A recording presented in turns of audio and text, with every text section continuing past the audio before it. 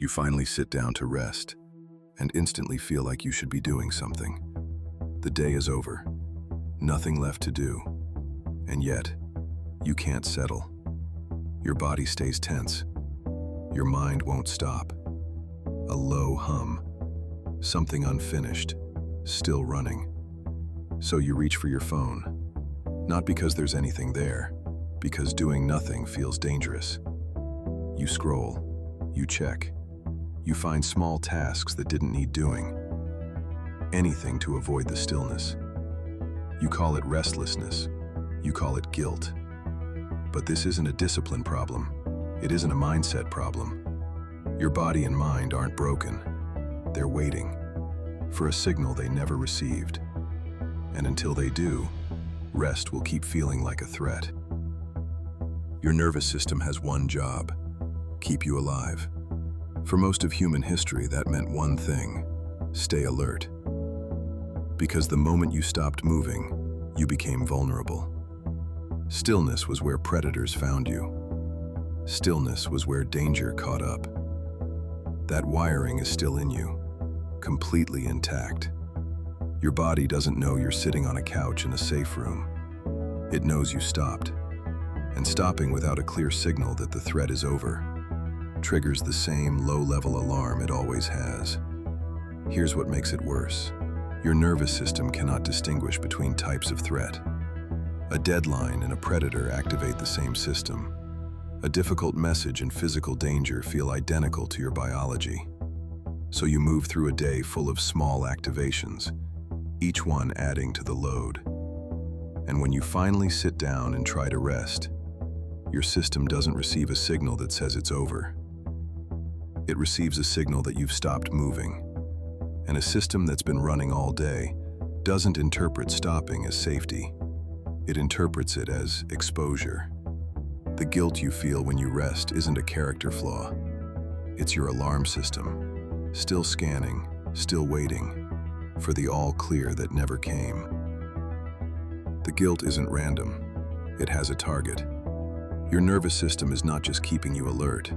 It's protecting something, an identity. The version of you that produces, that delivers, that keeps moving. And that identity doesn't have an off switch. When you stop, it doesn't rest. It panics. Because if you're not moving, you're not proving anything. And if you're not proving anything, who are you? This is why a free afternoon feels heavier than a full day of work. This is why you can sleep 8 hours and wake up already behind. The body rested. The identity didn't. And here is the part that makes this harder than it should be.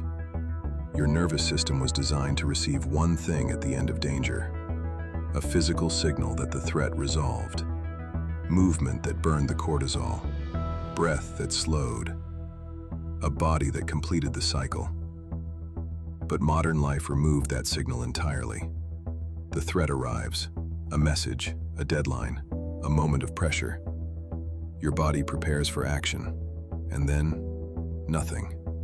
You sit, you absorb, you carry it forward into the evening, into the bed, into sleep.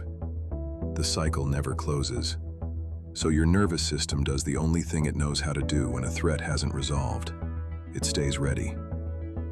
Rest without a closed cycle isn't recovery. It's just a pause between threats. And that is exactly how it feels. You cannot think your way into rest. This is the mistake most people make. They tell themselves to relax. They remind themselves they deserve it. They try to reason with a nervous system that does not speak in reasons. The nervous system speaks in signals, and there are 3 signals it understands. The first is the breath. Not a breathing exercise. One deliberate shift. Inhale for 4 counts. Exhale for 8. The extended exhale activates the parasympathetic system, the biological brake.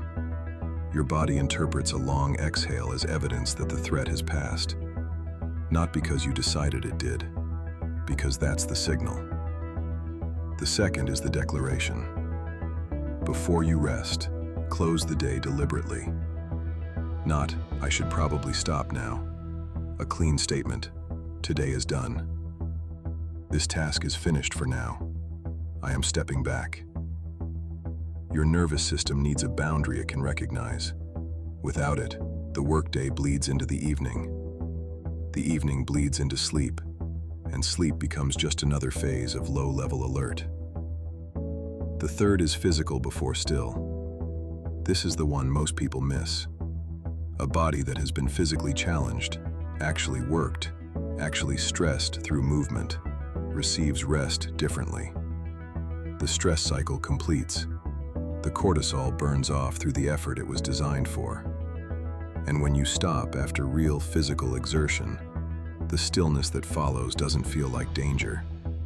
It feels earned. Not because you deserve it emotionally, because your biology processed the activation and completed the loop.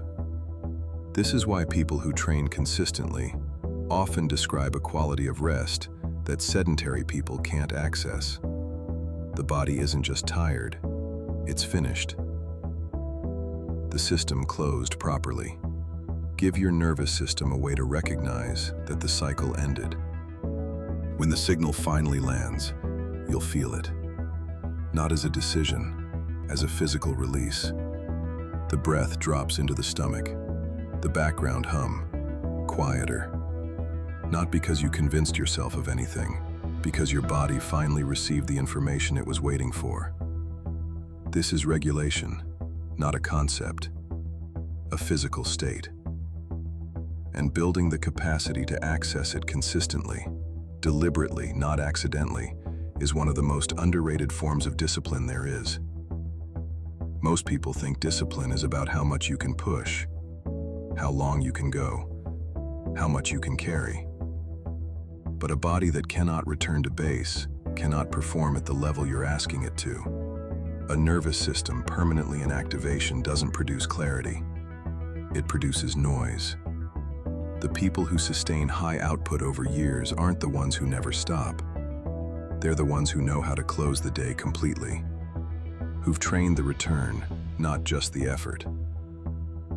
Rest isn't the opposite of discipline. It's the part of discipline most people never build. And it starts the same way every other form of discipline starts, with a decision to practice it. Your body is not broken for struggling with this. It was never taught the signal. Now you know what it needs. Give it the all clear.